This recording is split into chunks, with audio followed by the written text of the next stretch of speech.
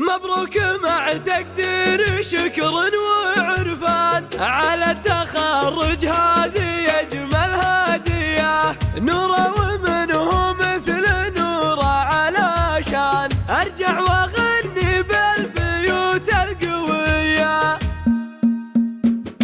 تزاحمت في راسي أفكار والحان، وشبيت عود وفاحت الشاذلية. ما نكتب الأبيات بحثا عن إعلان، ولا ندور من وراها عطية. وانا عن الأشعار مطي والهان، ردتني اللي ما تحب الخطية. نورة ومنه مثل نورة علشان أرجع وأغني بالبيوت القوية. الطبع والأخلاق والقدر والشان، وأم الحياة وزيني القندرية. سلايل الروقة ومن نسل جزعان، يعني اكتمال الطيب والجاذبية. بنت الرجال مرجحت كل ميزان، لكبرت الدعوة وصارت قضية. يا بنت عبد الله ويا بنت الحصان، راعى الجناب الدرب والمنطقية. وامك لجل عينك مرخص الأثمان، بالمال ولا الدفعة المعنوية. يا لابسات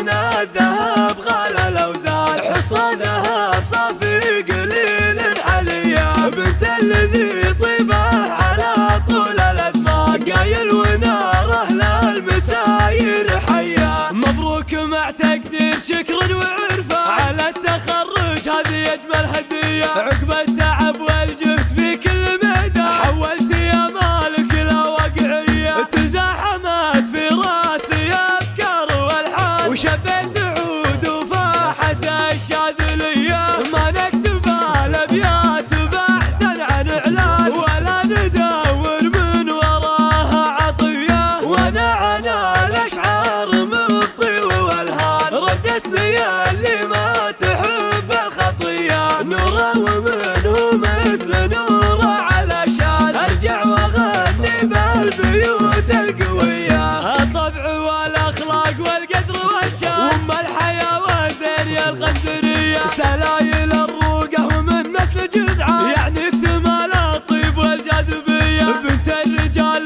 مرجحت كل ميزان، لكبرت الدعوة وصارت قضية. يا بنت عبد الله ويا بنت الحصان، راعى الجناب الدرب والمنطقية. وامك لجل عينك مرخص الأثمان، بالمال ولا الدفعة المعنوية. يا لابسات من الذهب غالى الأوزان، حصى ذهب صافي قليل عليا. بنت الذي طيبه على طول الأزمان، قايل وناره للمساير حيا. مبروك مع تقدير شكر وعرفة على التخرج، هذه أجمل هدية.